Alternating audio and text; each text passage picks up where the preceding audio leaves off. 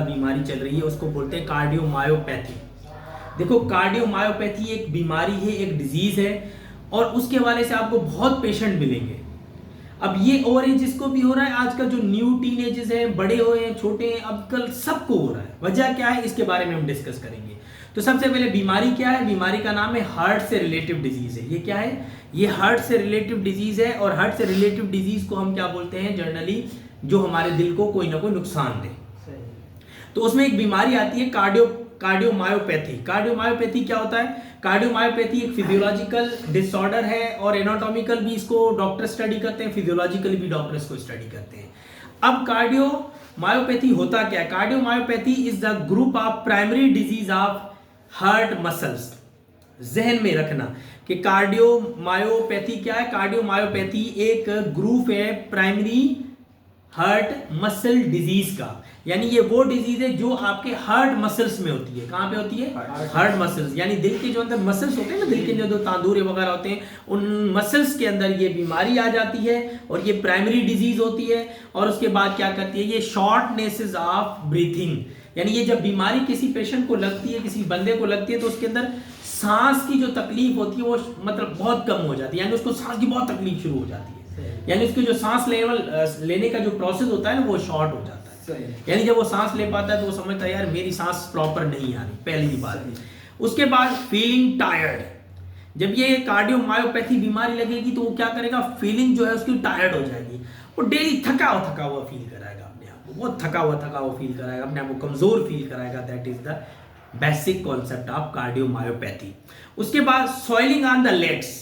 जब ये बीमारी लगे उसके टांगों को आपने जरूर देखना है कि उसके टांगों के ऊपर सॉइलिंग तो नहीं हुई है। जब सॉइलिंग हुई है तो समझ जाओ ये कौन सी बीमारी है? कार्डियोमायोपैथी, यानी हार्ट के मसल्स में होने वाली बीमारी है जिसने ये साइड इफेक्ट, ये कॉजेज या ये सिम्टम दिखाए हैं आपको। ठीक है, अब इसका कॉजेज क्या होता है? इसका मेन रीजन है ये बीमारी कैसे होती है। देखो, सबसे पहले तो ये जेनेटिक डिजीज भी है, यानी ये खानदान में आपको विरासत में भी मिलेगी। अगर हमारे जो है ना जनरेशन में हमारे दादा परदादा अब्बा किसी को भी होगी, ये हमें तोहफे में मिलेगी बीमारी, पहली बात। दूसरी बात है हैवी अल्कोहल, जो ज्यादा शराब पीते हैं, हैवी अल्कोहल यानी जिनको ज्यादा ड्रिंकिंग करने का शौक होता है, ये बीमारी उनको भी ज्यादा लगती है। तो ड्रिंकिंग करने वालों को भी ये बीमारी लगती है। एंड यूज द तम्बाकू एंड स्मोकिंग, जो लोग तम्बाकू नोशी करते हैं, स्मोकिंग ज्यादा करते हैं, उनको भी ये लगती है। और वन ऑफ देम, कुछ लोग कहते हैं ना हम शराब पीते हैं, ना अल्कोहल यूज करते हैं, ना फलान यूज करते हैं, ना टी यूज करते हैं, फिर भी ये बीमारी हमें क्यों लगी? तो उनको जो बीमारी लगती है वो स्ट्रेस की वजह से लगती है। यानी लास्ट इसकी जो कॉजेज है वो स्ट्रेस है।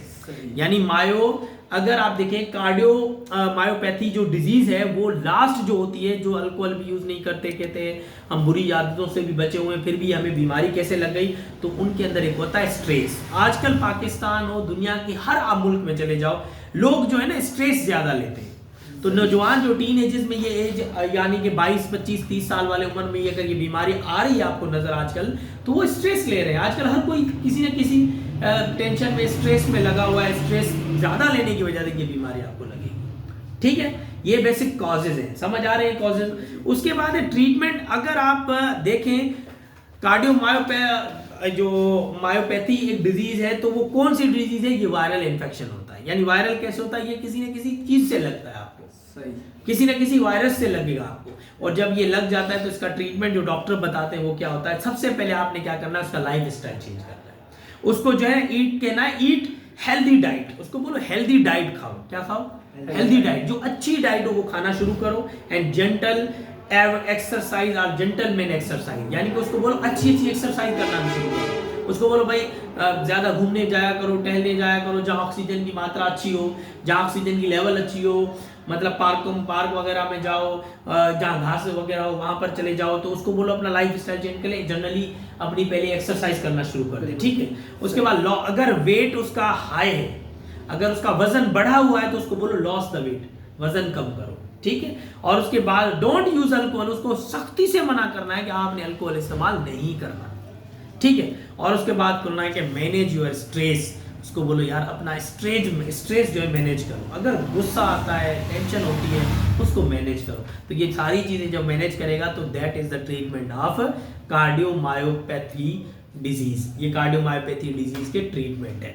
अगर यहाँ से भी ठीक नहीं होता तो फिर डॉक्टर क्या करते हैं, जनरली मेडिकेशन ड्रग्स देना शुरू कर देते हैं, मेडिकेशन देंगे। जाहिर बात है शराबी को आप ऐसे तो छुड़ा नहीं सकते जब तक आप उसको कोई ड्रग्स मेडिसिन ना दो जो उसको रिलैक्स करे, उसको ज़हनी सुकून दे। तो वो फिर वो रिहेबिलिटेट एक साइकोलॉजिकल एक साइकेट्रिक जो होता है क्या करेगा, वो एक ड्रग्स एडिक्शन देगा उसको, जिसकी वजह से क्या करेगा, वो नशे वाली आदत छोड़ना शुरू कर देगा। पर अगर आप उसकी तरफ जाओगे तो जाहिर बात है आपका खर्चा भी लंबा आएगा और ट्रीटमेंट प्रोसेस भी ज़्यादा हो जाएगा, उसमें टाइम भी ज़्यादा लगेगा। पर अगर आप नॉर्मली ट्रीटमेंट चाहते हो तो हेल्दी डाइट खाओ, एक्सरसाइज टाइम पे करो, लॉस वेट करो, वजन को कम रखो, मैनेज रखो, और उसके बाद don't use alcohol and manage stress. अगर आप स्ट्रेस को मैनेज कर लेते हो ना, दिल की कभी बीमारी नहीं लगेगी आप। इसलिए तो कहते हैं मर्द हार्ट अटैक से मरता है क्योंकि वो स्ट्रेस लेता है।